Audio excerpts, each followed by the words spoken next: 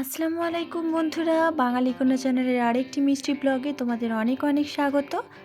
আশা করি তোমরা আল্লাহর রহমতে খুব ভালো আছো, আর আমিও খুব ভালো আছি। তো সকালকে গুড মর্নিং। তো আজকে আমি শুরু করলাম, আমার বিছানা সবই তো এলোমেলো হয়ে আছে দেখতে পাচ্ছ। এখন মাত্র জোহানবাবু শুধুমাত্র ঘুম থেকে উঠে নিজের ড্রেসগুলো পরে নিচ্ছিল। আমি এরই ফাঁকে ওকে বললাম, দেখো বাবু, মোজাটা তুমি নিজে পরতে শেখো। ওই জন্য নিজে পরে নিচ্ছিল।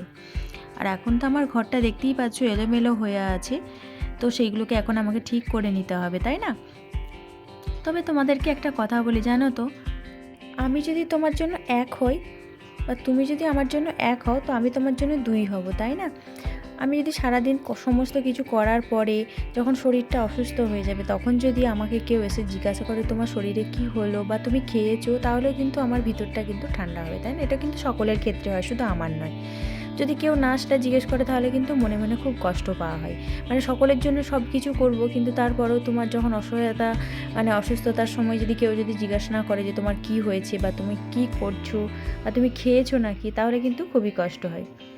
এটা কিন্তু সকলেরই হয়, যাদের হয় তারা অবশ্যই বুঝতে পারবে। তো আমার এটা মনে হলো, তাই তোমাদের সঙ্গে শেয়ার করলাম। তো আমি এখন চলে এসেছি আমার সমস্ত বিছানার চারিদিক, মানে যেগুলো এলোমেলো হয়ে আছে সেগুলো সমস্ত কিছু গুটিয়ে নিতে। মানে বুঝতেই পারছো, শরীরটা অসুস্থ বলে একটু আস্তে আস্তে করতে হচ্ছে, কারণ শরীরটা বেশ ভালো যাচ্ছে না। তো আমার মানে মাথাটার খুবই সমস্যা হচ্ছে, মাথাটা ঘুরছে, মাথার যন্ত্রণা হচ্ছে, মানে চোখগুলো খুবই ব্যথা করছে। এই সমস্যাগুলো যে কেন হচ্ছে জানি না। তো আমি তো ওষুধ খাচ্ছি হোমিওপ্যাথি, তো অ্যালোপ্যাথির কোনো জিনিস খেতে পারছি না। তো জানি না ভালো হবে কবে। তোমরা একটু দোয়া করো, তোমরা একটু আল্লাহর কাছে বলো যেন আমি তাড়াতাড়ি সুস্থ হয়ে যাই আবার। তো এখন আমি এগুলোকে সুন্দর করে ভাঁজ করে নিচ্ছি, আর ওদিকের বালিশগুলোকে আমি এদিকে করে নিচ্ছি। তো জানো তো, আমি কিন্তু এবার ওইদিকে মাথা করেই শুতে হচ্ছে, কারণ এদিকে মাথা করে সকালের দিকে উঠতে না আমার একটু বেশ সমস্যা হচ্ছিল। তো এখন ওদিকেই মাথা করে শুচ্ছি। অবশ্য ঠান্ডাটা একটু কম হয়ে গেছে সেই জন্য, কারণ ঠান্ডা বেশি থাকলে কিন্তু আমার ওইদিকে মাথা করে শোয়াটা খুবই অসুবিধা হয়। আর একটা কী জানো তো, শীতকালের দিনে আমি যে রুমটায় থাকি, মানে আমার এই রুমটার মধ্যে আমাদের যে রুমের উপরের দিকে যে ফ্যান রয়েছে বা ওই যে ভিতরের দিকে যে ছাদটা, একটা আশ্চর্যজনক ঘটনা হয়ে থাকে। জানি না আরও কারোর হয় নাকি, যদি তোমাদের হয়ে থাকে কারোর অবশ্যই আমাকে কমেন্টে জানিও। আশ্চর্য রকম ঘটনা কী বলো তো, আমি যখন শীতের দিনে আমাদের যখন সকালবেলা ঘুম থেকে ওঠা হয় না, যেন মনে হয় ঘরের মধ্যে বরফ পড়েছে। শুনতে একটু অবাক লাগবে বটেই, কিন্তু এটাও সত্যি। এতটা পরিমাণে ঠান্ডা থাকে, তো বুঝতে পারতাম না প্রথম কেন এত ঠান্ডা হয়, কিসের জন্য এত ঠান্ডা হয়। হয়তো কোনো জায়গা দিয়ে ঠান্ডা ঢুকছে এরকম মনে হতো। তো সব জায়গা ব্লক করার পরেও কিন্তু জিনিসটা ঠান্ডাটা কমতো না। আমার জোহান যখন হয় তারপরেও কিন্তু জিনিসটা খুবই হয়। তো একদিন খুবই ঠান্ডা, তো আমি কারেন্ট চলে যাওয়ার পর বাড়িতে রুমের মধ্যে এমার্জেন্সি জ্বালিয়ে দিয়ে বাইরে খেতে বসেছি। তখন আমার জোহানের হয়তো 2 মাস বয়স, তো সেই সময় তো আমার রুমের মধ্যে আমার দেওর এসে বলছি, তোমার রুমের ভিতরে এত পানি কেন ছাদেতে জমেছে ভিতরের দিকে? আমি বলছি পানি, তখন রুমের মধ্যে এসে বলছি, দেখছি তখন না, মানে পানিগুলো হাত দিলে হাতে এসে বড় বড় ফোঁটা হাতেতে পানিগুলো জমা হয়ে যাবে, এরকম পানি জমেছে। এই প্রবলেমটা আমাদের কিন্তু শীতকালেই হয়, রুমের ভেতরের দিকে পানি জমে থাকে। আর এত পরিমাণে ঠান্ডা হয় রুমটা, যে আমাদেরকে মানে ঘুম থেকে ওঠার পরে ব্ল্যাঙ্কেট ছেড়ে যখন ঘুম থেকে ওঠা হয়, যেন মনে হয় সেই বরফের কোনো জায়গায় এসে গেছি, বরফের এত ঠান্ডা, সেই ঠান্ডা সহ্য করা যায় না, মানে কাঁপনি পেয়ে যায় যথার মতো। মানে রুমের ভিতরে যে গরমটা সেটা থাকে না, 1 নাম্বার, 2 নাম্বার ওই পানির ঠান্ডাটা প্রচণ্ড কষ্ট হয়। তোমাদের যদি এরকম কারোর সমস্যা বাড়িতে হয়ে থাকে অবশ্যই জানিও। আমি ভাবছি আমারই হয়, জানি না আর কারো হয় নাকি। তোমাদের যদি কারো হয়ে থাকে অবশ্যই কমেন্টে জানিও। আর তোমরা যদি কেউ জেনে থাকো কী কারণে হয় সেটাও কিন্তু জানিও। এটা কিন্তু আমার মনে হয় ড্যাম্প বলে নয়, তো বর্ষাকালে হয় না, যে ড্যাম্পের ওয়েদার হয় যখন, তখন কিন্তু হয় না। শুধুমাত্র যখন প্রচণ্ড ঠান্ডা থাকে বা শীতকালে, তখন শীতকালে এটা কিন্তু প্রত্যেক দিনই হয়ে থাকে। কখনো হয়তো বেশি, কখনো আবার কম আর কি। মানে বেশি মানে এত মাত্রায় হয় যে হাত দেওয়ার সঙ্গে সঙ্গে হাতের তলায় পানিটা এসে জমে যায়। আর যখন কম মাত্রা হয় তখন কিন্তু একটু ভেজা মতো থাকে। তো আমি ভেবেছিলাম তোমাদের সঙ্গে এটা শেয়ার করব, মানে আমার সকালের দিকটা তো খুবই চাপ থাকে, ওই জন্য আমি শেয়ার করতে পারি না। যেই রোদে ওঠে অমনি কিন্তু জিনিসটা মিলিয়ে যায়। আমার কিন্তু দেখো, তোমাদের সঙ্গে গল্প করতে করতে এখন বিছানাটা পরিষ্কার করা হয়ে গেছে, এদিকে জানালাটাও খুলে দিয়েছি। এখন কিন্তু আমি জোহানবাবুকে পাউরুটি আর সন্দেশ খাওয়াচ্ছিলাম।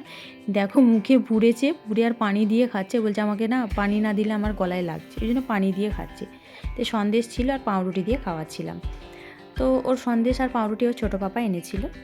তো এখন দেখো, তোমাদের সঙ্গে আমি আগে একবার শেয়ার করেছিলাম যে আমার পাশের বাড়িতে একজনদের বাড়ি মানে মানে বর্ষাকালের দিনে প্রচণ্ড পানি পড়ে, খুবই অসহায় অবস্থা। তো তাদের কিন্তু সরকার থেকে একটা বাড়ি দিয়েছে, তো বাড়ি এখানে হচ্ছে। তো বাড়িটা কিন্তু ওদের ভাঙা পড়ে গেছে সব কিছুই, যে ভাঙা পড়েছে মানে এমন অবস্থা থাকার মতো পজিশন নেই, কোনো রকমে থাকতে হচ্ছে ওদেরকে। আর এদিকের বাড়িগুলো তৈরি হচ্ছে, তো সরকার থেকে বাড়িটাই যে দিয়েছে এটা এখন হবে বলে মানে সব কিছু রেডি হচ্ছে, সবই হয়েছে। এইদিকে দেখতে পাচ্ছ সবই ভাঙা হয়ে গেছে, এখানে কিন্তু সব রান্নাবান্না চলছে, কোনো রকমের রান্নাবান্না করে খাওয়া দাওয়া হচ্ছে। তো জানি না বৃষ্টি ফিষ্টি হলে সেদিনে কিভাবে ওনারা থাকবেন। তো আল্লাহর কাছে দোয়া করি ওনাদের বাড়ি যতদিন না হয় তো বৃষ্টির মধ্যে যেন না পড়েন। এদিকে চারিদিকে কিন্তু বৃষ্টি মানে ভর্তি হয়ে রয়েছে। আর এদিকে দেখতে পাচ্ছ আমাদের ধনে গাছ হয়েছে মাঠেতে, ধনে গাছের কি সুন্দর সুন্দর ফুল ফুটেছে। ধনে গাছের এই ফুলগুলো বেশ ভালো লাগে। তোমাদেরকে বলেছিলাম আমাদের টমেটো বাগানটা তোমাদেরকে আরেকবার দেখাবো, কারণ এত টমেটো পেকে আছে যে তুলে শেষ করতে পারা যাচ্ছে না। পাখিতেও খাচ্ছে, এই দেখো পাখিতে খেয়ে ফেলে দিয়েছে।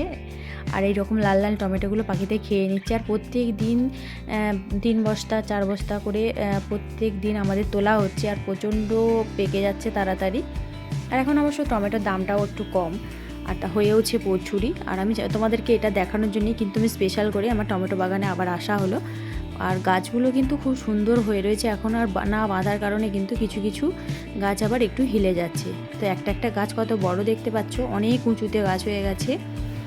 আর এদিকে দেখো পরিবেশটা খুব সুন্দর। আমি তোমাদেরকে বলেছিলাম না যে আমাদের ওখানটায় গেলে কিন্তু ভিতরটা যেন ঠান্ডা হয়ে যায়, মানে বেশ সুন্দর পরিবেশ।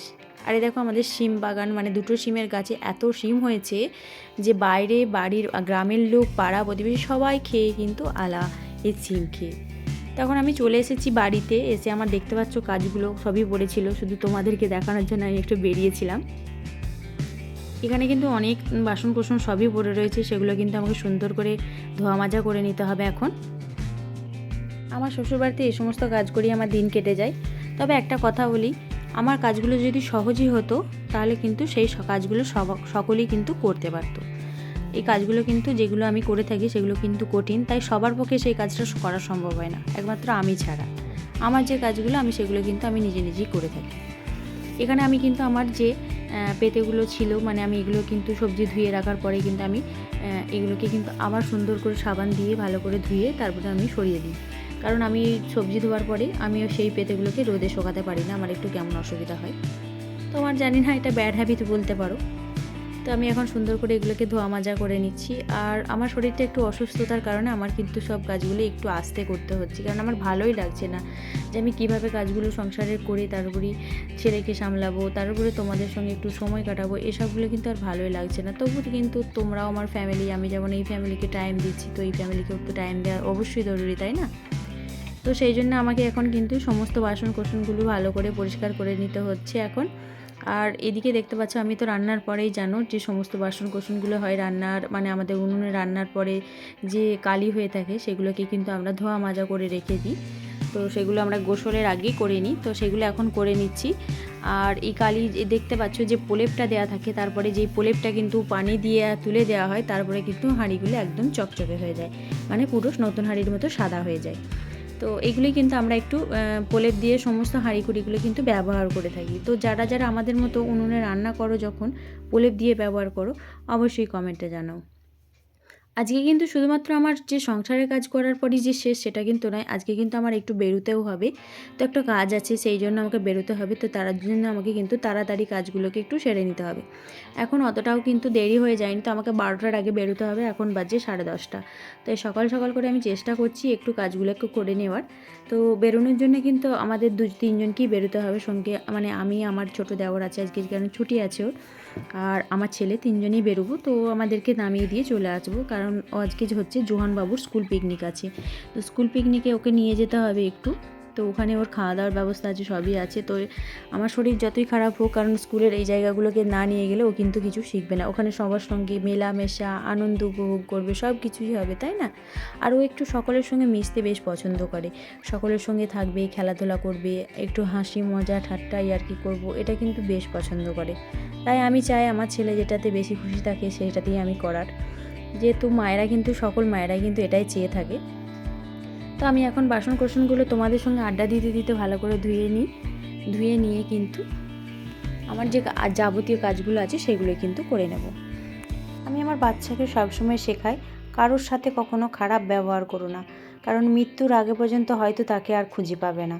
তাই সবসময় সকলের সঙ্গে ভালো ব্যবহার করে থাকবে। ব্যবহারটা হচ্ছে আসল জিনিস। আমি যদি আজকে না থাকি আমার ব্যবহারটা রয়ে যাবে, কোনো না কোনো দিন হয়তো কোনো মানুষ বলবে ও এটা করেছিল, খুব ভালো মানুষ ছিল। এটাই হচ্ছে সবথেকে বড় আসল জিনিস। ওই জন্য আমি সবসময় আমার বাচ্চাকে এই জিনিসটাই শেখাই। তবে কি জানো তো, অনেক মানুষ আছে মানুষকে ভালো ব্যবহার করলেও সে ভালো ব্যবহারের যোগ্যতা নিতে শেখে না, মানে ভালো ব্যবহার করলেও তার সঙ্গে সেই ভালো ব্যবহারটা নিয়ে সেই জিনিসটা শেখে না। আমি আজকে তোমার জন্য যদি কোনো কিছু করি, তুমি যদি আমাকে কিছু করতে হবে না, তুমি আমাকে শুধু হাসি মুখে ভালো ব্যবহারটা দিলেই কিন্তু আমার কাছে যথেষ্ট। অনেক মানুষ আছে সেগুলো কিন্তু পারে না। হয়তো আমি কথার কথা বলছি, আমি যদি তোমাকে একটা খাবার কিনে এনে দিই, তুমি সেটা যদি খাও, তুমি যদি দ্বিতীয়বার আমাকে না বলো যে আমি খাচ্ছি, তুমি কি একবারও খাবে, এই কথাটাও যদি না বলো, খুবই কষ্ট হয় তখন, যে আমি তোমাকে এনে দিলাম, তুমি কি খাবার কথাটা আমাকে জিজ্ঞাসা করতে পারলে না। এটা কিন্তু আমার এটা মনে হয়। তাই আমি সব সময় চেষ্টা করি সব জিনিসটা কিন্তু মেনটেন করার, কিন্তু অনেক মানুষ আছে সেগুলো কিন্তু ধরে নেবার ক্ষমতা রাখে না। তো যেভাবে যেটা নেয়, তো আমি আমার বাচ্চাকে সবসময় ভালো জিনিসটাই শিখিয়ে থাকি। সময় কিন্তু অনেক দ্রুত চলে যায়, তার যদি সৎ ব্যবহার করতে পারো তবেই তুমি সফল হবে। এটাই কিন্তু আমার মনে হয়। মানে সময় চলে যায় নদীর স্রোতের প্রায়, একটা কথা আছে আমাদের বড়রা বলতেন, মানে সময় নদীর স্রোতের মতো চলে যায়। তাই সেই সময়ের যদি সৎ ব্যবহার না করা হয় তুমি সফল হতে পারবে না। তো এখন আমি ছেলেকে নিয়ে স্কুলে এসে গেছি, আর এখানে কিন্তু ওদের পিকনিকের রান্নাবান্না হয়েছে। আর এদিকে কিন্তু সকল মায়েরা দাঁড়িয়ে আছে, আমিও তার সঙ্গে দাঁড়িয়ে আছি। আর এইদিকে মায়েরা কিন্তু বাচ্চাদের জন্যই ওয়েট করে আছে, আর এদিকে কিন্তু বাচ্চাগুলো উপরে ওদের খাওয়া দাওয়ার ব্যবস্থা হয়েছে, ওখানেই কিন্তু খাওয়া দাওয়া করবে। আজকে কিন্তু একটু গরম ছিল, রোদ গরমের মধ্যে আমাদেরকে দাঁড়িয়ে থাকতে হয়েছে নিচে, তো কোনো অসুবিধা নেই, বাচ্চাদের জন্য আমরা এটা পারবো। এদিকে কিন্তু অনেক বাবারাও এসেছেন। তো আজকের মতো এই পর্যন্তই, পরবর্তী ব্লগে দেখা হচ্ছে, টাটা।